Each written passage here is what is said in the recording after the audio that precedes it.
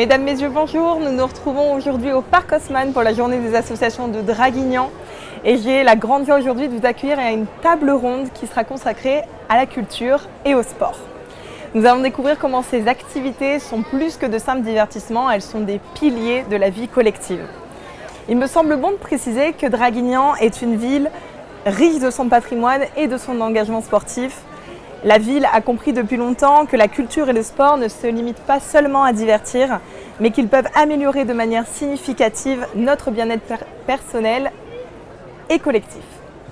Au cours de cette table ronde, nous aurons le privilège d'entendre des experts, des passionnés et des acteurs de la scène culturelle et sportive de Draguignan. Ils partageront leurs perspectives, leurs expériences et leurs idées sur la manière dont la culture et le sport façonnent notre vie collective, stimulent notre créativité, renforcent notre cohésion sociale et bien plus encore. Maintenant, c'est à vous, je vous écoute. Je vais vous laisser vous présenter. Bonjour, donc Frédérique Frélon, je suis présidente de la Dracénoise Gym, donc c'est de la gymnastique artistique. D'accord. Bonjour, Céline Mathieu, présidente de la ludothèque associative Léijougadou de Draguignan. Agnès Garus, je suis chef de service du réseau de lecture publique de Dracénie Provence-Verdon Agglomération et donc à ce titre, je dirige la médiathèque Jacqueline de Romilly à Draguignan. Bonjour, Patrice Bekeli, je suis président du BMX Dracénois. Très bien, merci beaucoup. Alors pour commencer cette table ronde, je vais vous poser la première question. La première question est: quel rôle les activités sportives et culturelles peuvent-elles jouer dans la promotion du bien-être individuel et collectif, aussi bien chez les enfants que chez les adultes? Alors, qui commence ?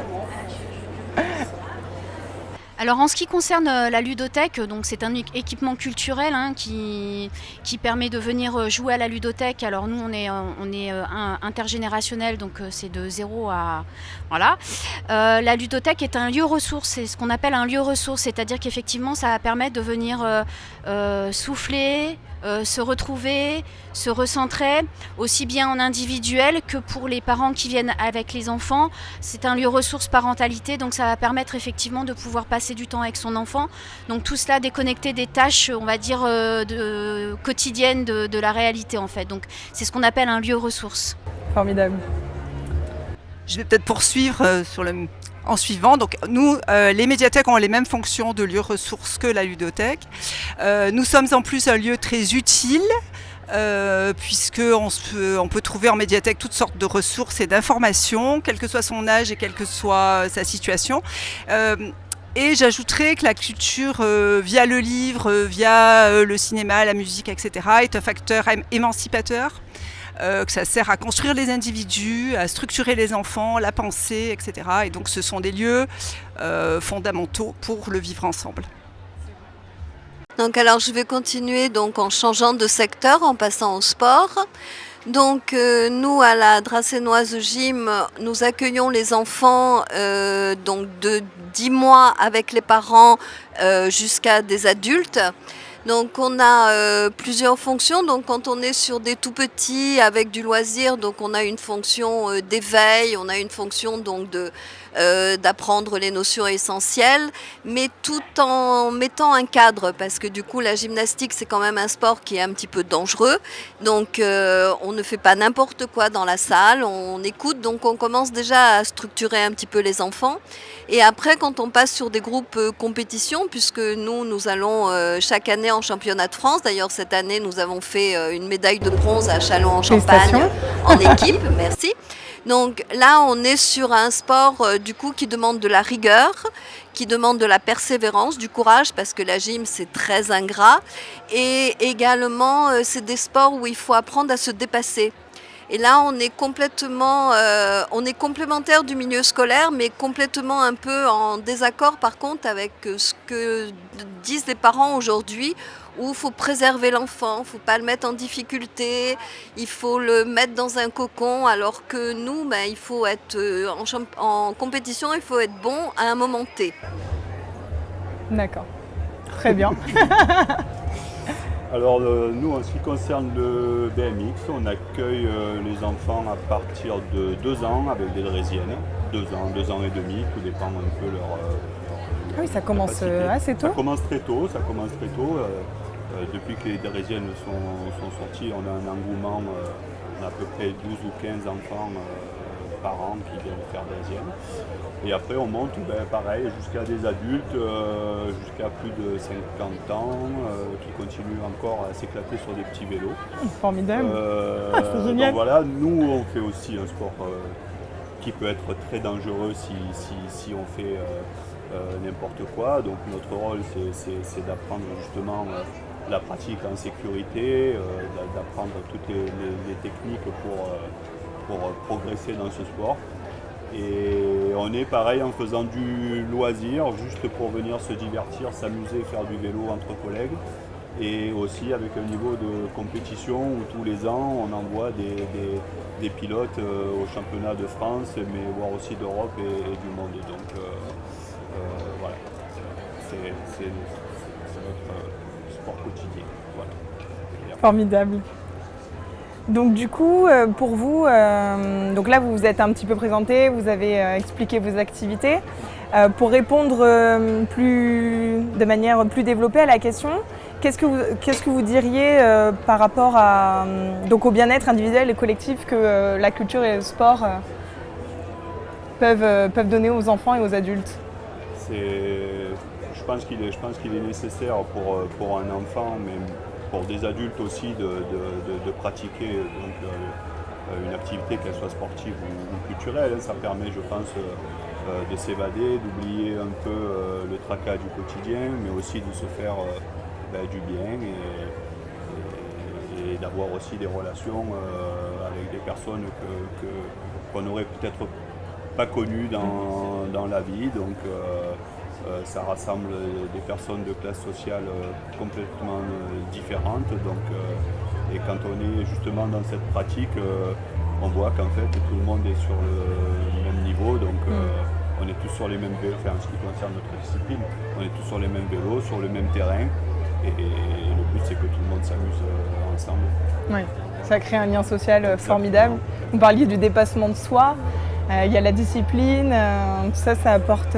Oui, mais je pense aussi que c'est un des piliers de l'éducation de chaque enfant et de chaque personne en fait. Hein. Oui, c'est vrai, tout à fait. Je pense que c'est indispensable. De chaque parent. Oui, de chaque personne, j'ai dit. C'est pour ça que... Oui, Il faut aussi oui. éduquer des fois les parents.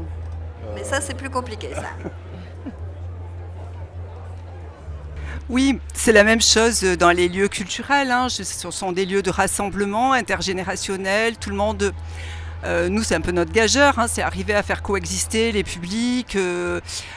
C'est apprendre les règles d'un lieu de vie collectif qui appartient à tous, qui est, pour ce qui nous concerne, entièrement gratuit. Donc, il y a cette dimension-là qui est quand même extrêmement importante, qui était un engagement fort de la collectivité. Donc il faut que tout le monde en soit partie prenante, donc c'est aussi notre travail. Parce que c'est vrai que vous créez en plus du lien aussi entre les personnes avec les activités que vous organisez. Oui, tout à fait. Au-delà du fait de simplement pouvoir lire un livre. Bien sûr, donc il y a tous les temps partagés au travers de la programmation culturelle qui sert vraiment à ça, à la fois à s'informer, mais aussi à prendre du plaisir autour d'un spectacle, d'une projection, à échanger des points de vue, à apprendre à argumenter. Et on a aussi toute l'action culturelle qu'on a en direction des enfants, en milieu scolaire et hors milieu scolaire. Et on peut peut-être noter là-dessus ce qu'on fait qui nous prend beaucoup de temps et d'énergie et sur lequel on met beaucoup notre attention, c'est toute l'éducation aux médias et à l'information. Qui est un pan très important sur lequel il faut vraiment, très actuel. pour le vivre ensemble. Voilà.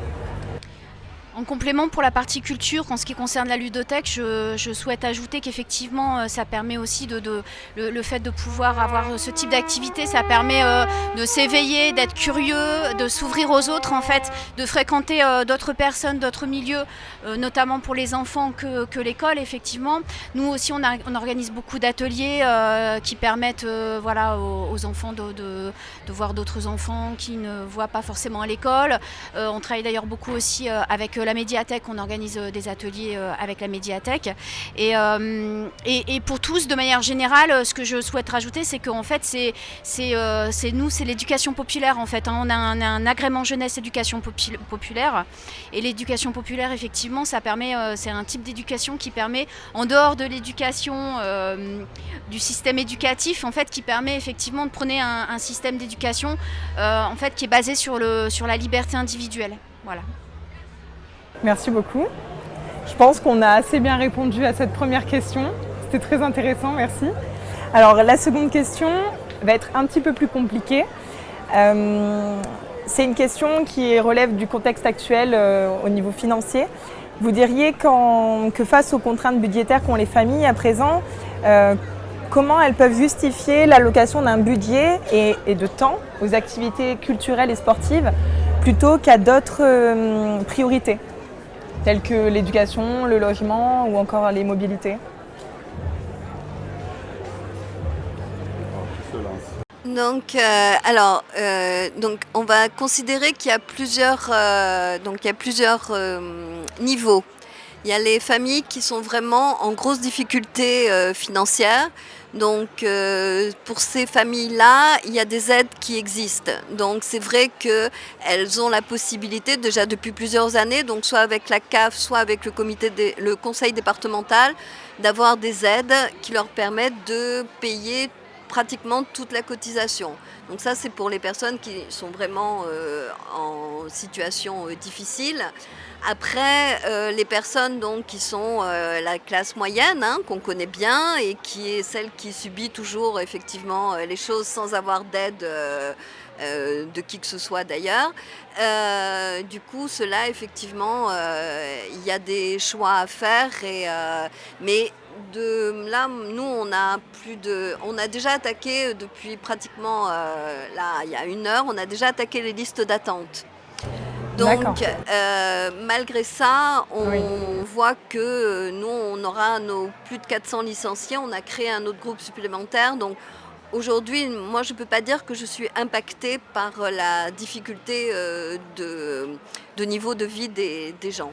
Oui, dans votre cas, ça démontre bien que les personnes font vraiment passer... Il y a des choix. Les personnes, en fait, on a refusé des enfants l'année dernière et donc là, ils sont vraiment venus s'inscrire cette année parce que pour les parents, ça reste quand même important que leurs enfants soient contents.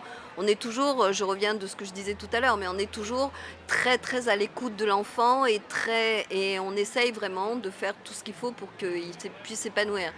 Les parents sont vraiment dans ce mode-là. Oui. Donc, moi, j'ai pas vraiment d'impact à mon niveau pour l'instant. Alors en ce qui concerne la ludothèque, nous on a une adhésion annuelle par famille, quel que soit le nombre d'enfants, qui est à 40 € par an, donc qui permet l'accès donc non seulement à la structure mais aussi à tous les ateliers gratuitement. Les ateliers, on organise 1 fois par mois des soirées jeux, des soirées jeux experts pour ceux qui aiment vraiment les jeux de société un peu plus compliqués. Donc je pense que ça reste assez accessible. Ensuite, la carte de prêt de jeu est à 15 € pour 10 jeux. Voilà, et on a, pour essayer d'étendre et de réduire quand même un petit peu, parce que malgré tout, il y a certaines personnes qui ne peuvent pas s'offrir cette adhésion à 40 €. Donc on a créé là maintenant une adhésion, on a voté à l'Assemblée Générale une adhésion individuelle à 20 € par an. Voilà. Donc qui permettra donc pour ces personnes-là qui n'ont peut-être pas forcément d'enfants, qui souhaitent peut-être venir aux soirées jeux experts ou venir emprunter des jeux, de pouvoir avoir une adhésion à 20 € au lieu de 40. C'est formidable, voilà. Oui, c'est accessible du coup. Ça reste assez accessible, même si effectivement, donc on est une ludothèque associative, donc on vit en grande majorité des subventions, voilà. On a une équipe salariale quand même, donc on a des coûts. Maintenant, c'est vrai qu'il y a beaucoup de ludothèques municipales qui restent gratuites ou qui sont sur des coûts inférieurs. Malheureusement, on a vraiment du mal à pouvoir aller en dessous de ce qu'on propose actuellement. Bien sûr. C'est compréhensible. Alors, entre Assény, la lecture publique est entièrement gratuite, donc tout ce que nous proposons est gratuit. Donc, chez nous, la difficulté, c'est pas n'est pas quelque chose de financier. Par contre, on a un gros travail à faire pour aller en direction des publics les plus éloignés de la culture, parce que y a pas, l'argent n'est pas le seul frein, loin de là. En matière culturelle, c'est vraiment oser franchir la porte d'un lieu culturel. C'est pas facile pour tout le monde. Donc nous, on a un gros travail d'aller vers toutes ces populations, quelles qu'elles soient, j'allais dire. Voilà. Donc c'est un travail de tous les instants, en direction de la jeunesse, et pas seulement de la jeunesse, aussi des publics handicapés, empêchés pour des raisons X ou Y ou non francophones. C'est vrai qu'au niveau de la communication, des fois, réussir à atteindre les publics éloignés, c'est pas toujours simple. Des fois, même des personnes simplement n'arrivent pas à avoir les informations. Oui, mais je pense que pour avoir accès à l'information et pour comprendre que ça s'adresse à soi, il faut déjà, souvent il faut un accompagnement un peu individualisé et donc une rencontre. C'est pour ça qu'on a beaucoup de partenaires, que ce soit par le biais de la ludothèque, des centres sociaux, des enseignants, de toutes les associations possibles et imaginables. Et il faut qu'il y ait un lien qui se fasse et que la personne comprenne que oui, ce qu'on peut proposer s'adresse aussi à elle. Elle peut amener ses enfants à un spectacle dans l'auditorium. C'est peut-être un peu impressionnant la première fois, mais ça va le toucher, ça va le sensibiliser, etc. Et donc, je pense aussi que pour que les parents soient dans cette dimension-là, il faut une petite aide quand les situations de vie sont compliquées. Plus c'est compliqué, plus il va falloir un accompagnement et une aide. D'accord, merci. Ouais, moi, je rejoins à peu près ce qu'a dit la gymnastique. On est sur des aides comme ça, du département,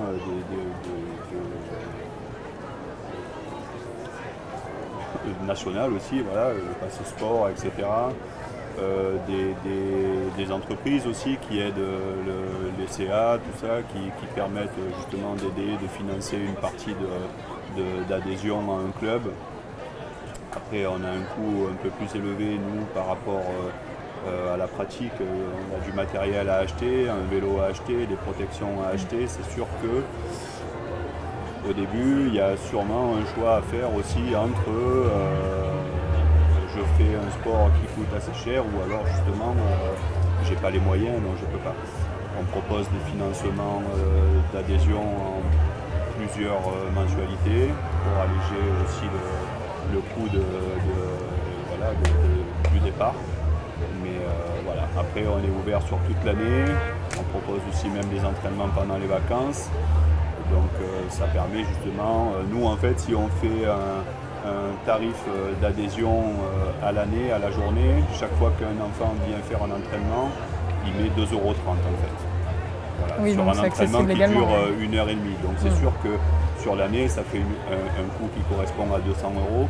Mais à chaque entraînement, c'est comme s'il mettait 2 € pour 1h30 d'activité. C'est pas... C'est une bonne manière pour le calcul de se rendre compte. C'est vrai que quand on annonce les sommes dès le début, c'est sûr que ça fait une somme un peu. Mais quand on le lisse sur l'année, bon, au final, oui. C'est pas énorme. Oui, et du coup, je me permets de réintervenir. C'est là où aussi on a quand même un rôle, on est des associations. Enfin, donc à part toi Agnès, on est association et c'est vrai que on a cette possibilité d'avoir ce rôle un peu social que voulait la loi 1901 au départ. On a effectivement, si on ramène nos cotisations à un taux horaire, c'est relativement ridicule. Et c'est là où on a la différence avec le monde privé, où du coup, eux, ils ne peuvent pas forcément se le permettre. On a quand même la chance, mais ça rejoint peut-être la question d'après. Enfin, moi, j'ai la chance d'avoir une structure, d'être hébergée par la ville de Draguignan. Si je devais louer mes locaux, mes prix seraient sûrement différents. C'est certain, oui. Du coup, vous nous permettez peut-être une transition ? Vous aviez encore quelque chose à ajouter ? Nous, on a un emplacement qui nous est octroyé par la mairie, mais on en a l'entretien, on en a la charge. Donc c'est des coûts qui sont importants. L'électricité aussi, c'est nous qu'on la paye. Et puis après, les encadrants, c'est ce qui coûte le plus cher d'avoir des moniteurs diplômés. Donc, Formidable, merci beaucoup. Donc du coup, on va pouvoir... aller vers la dernière question, déjà, parce que vous m'avez fait une formidable transition. Donc, que direz-vous? Quels sont les avantages concrets que les activités culturelles et sportives apportent à notre communauté locale en termes de bien-être individuel et de cohésion sociale? Alors, je peux peut-être démarrer. Les médiathèques donc, sont utiles, je l'ai dit tout à l'heure. Donc, elles servent à la cohésion sociale parce qu'elles permettent à tout un chacun, tout au long de la vie, d'accéder à de la formation, à de la connaissance, à des loisirs, à tout ce qui fait qu'on a envie d'être ensemble. La lecture, alors quand je dis la lecture, ça peut être le visionnage de films ou l'écoute de musique, c'est la même chose pour nous. Développe, donc ça c'est des choses qui sont reconnues par différentes études, développe l'empathie, la plasticité cérébrale. Les lectures ouvrent sur le monde, permettent de mieux connaître les autres, permettent de connaître des pays dans lesquels on n'est jamais allé, des milieux que l'on ne connaît pas, etc. Donc ça c'est extrêmement important dans la construction de l'individu. Et c'est le ferment, je pense, du vivre ensemble. Donc, raconter des histoires aux enfants, ça a l'air d'être complètement idiot, mais j'allais dire que tout part de là et que c'est fondamental. Donc, nos lieux permettent la rencontre artistique, l'émotion, développent la sensibilité. Voilà. Donc, c'est que du positif en fait. Je pense. Oui. Oui. Alors, en ce qui concerne la ludothèque, ce que j'ai envie de dire, c'est qu'effectivement, je pense que quelles que soient les associations, on est un vecteur de lien social, toutes, je pense. C'est la principale, je pense, le principal apport dans la ville que ça apporte, c'est de créer du lien social. Donc, effectivement, nous, en ce qui concerne le jeu, c'est un vecteur de lien social. Ça apporte aussi des vertus pédagogiques, puisqu'on intervient aussi dans les écoles. Donc, ça a plusieurs vertus, en fait, le jeu. Il y a aussi l'éducation à la citoyenneté qui est très importante. Je pense que c'est vraiment aussi un apport très important par rapport à la culture dans la ville, au rôle de ce type d'association. Et puis enfin aussi il y a tout cet aspect qui est l'engagement en fait associatif, donc le bénévolat, puisque c'est une formidable richesse. Ça apporte du dynamisme, le tissu associatif apporte beaucoup de dynamisme à la ville et le bénévolat en fait, donc ce sont des gens qui apportent de leur temps en fait, qui consacrent du temps aux activités. Ça c'est vraiment très important. Je pense que ça effectivement c'est aussi une richesse pour la ville, puisque c'est des gens qui ont un engagement. Et puis voilà, je pense que c'est vraiment tout ça tourne autour de la même chose, c'est le lien social, voilà, tout simplement. Parfait. Je pense que vous avez tout bien résumé. Après, comme je l'ai dit nous tout à l'heure dans le sport, ça permet de rassembler des classes sociales entre tout le monde qui n'auraient pas pu se rencontrer. Voilà, tout en faisant, nous aussi on participe beaucoup au sein de la ville dès qu'il y a des manifestations où on peut participer. Je pense aux courses aux fleuries de la Saint-Hermentaire où depuis quelques années on fait un char, on essaye de faire briller la ville au maximum chez nous et aussi à l'extérieur. Et quand on va faire des compétitions, on se déplace assez souvent dans l'année. Donc voilà, ça permet justement de connaître des endroits où on ne serait jamais allé. Voilà, simplement parce qu'on est allé faire une compétition. Alors je vais compléter. Alors ce que je pense qui est important aussi, donc le tissu associatif à Draguignan est relativement important. Il y a une offre qui est très diversifiée, mais du coup ça crée aussi, ça participe à créer la richesse de cette ville. Parce que là aujourd'hui on vit la période après Covid, donc les mentalités ont changé, les gens ont beaucoup changé. Donc les gens bougent énormément et Draguignan n'est pas forcément, même si pour nous ça semble un peu bizarre, mais pas forcément le plus attractif non plus. Même si en situation on n'est pas si mal que ça, mais donc ça permet aussi à des familles qui vont venir s'installer d'avoir une offre qui est intéressante et du coup de pouvoir répondre à leurs demandes. Donc je pense que c'est nécessaire à l'attractivité de Draguignan. Ça complète donc son attractivité. Et après, je dirais aussi que comme monsieur, nous on va assez loin, donc on reste en France quand même, mais assez loin parce que des championnats de France, il n'y en a pas d'organisés en PACA. Hein. On peut se poser la question pourquoi, mais je pense que les structures sportives qu'il faut pour un championnat de France n'existent pas en PACA. Et du coup, on est relativement loin et on est également un vecteur de promotion, puisque quand dans un micro, on parle de la Dracénoise Gym, donc de Draguignan, du coup, on participe à la promotion de la ville. Faites briller la ville. On fait briller, on essaye de faire briller du mieux qu'on peut les couleurs de la ville ailleurs. Je vais juste rebondir, vous parliez donc du Covid. Vous trouvez qu'il y a eu plus de personnes qui ont recherché du coup du lien social à la sortie de tout ce qui a été confinement et Covid? Alors, les années Covid ont été très compliquées quand même. Hein. Donc pendant le Covid, nous on a eu une fermeture d'établissement, donc on a fait les cours dehors. Donc cette année-là, il faisait beau, donc on a pu se mettre à l'extérieur. Donc on a proposé quand même, justement pour pas couper ce lien social. Donc on faisait des visios et on a donc gardé un lien avec les enfants qui n'allaient plus forcément à l'école non plus. Enfin donc du coup c'était compliqué. Et après c'est vrai que les mentalités ont quand même beaucoup changé et c'est vrai que les gens aujourd'hui je pense que ça participe aussi, c'est le fait aussi qu'on ait de plus en plus d'adhérents ou de demandes d'adhésion, c'est que les gens veulent profiter beaucoup plus. Et oui, c'est ça. Il y a eu une grosse souffrance liée à l'isolement et... Nous, c'est sûr que, je ne vais pas dire que ça nous a été bénéfique, c'est pas du tout ce que... Mais étant un sport extérieur, c'est vrai que le moment après Covid, on a eu beaucoup de gens qui sont venus chez nous, on va dire, dans notre structure pour faire du sport, sachant qu'en étant en extérieur, si ça devait revenir, on aurait pu continuer, malgré qu'on ait eu la fermeture aussi, hein, comme tout le monde, quand ça a été le cas. Mais voilà, c'est vrai qu'on avait mis en place un plan de reprise dès qu'on a pu le faire avec des très, très stricts. Hein, voilà, pas de parents, que les enfants, tout ça, c'était assez rude. Mais l'année où vraiment ça a repris, ça nous a permis, on a eu un accru. Donc certains sont restés qu'une année, hein, pour découvrir un sport extérieur et pouvoir justement éviter l'isolement et se dire je serai là quand même. Voilà. Maintenant ça reprend légèrement, mais on a toujours un peu cette crainte. On ne va pas dire que c'est plus comme avant, mais c'est un peu le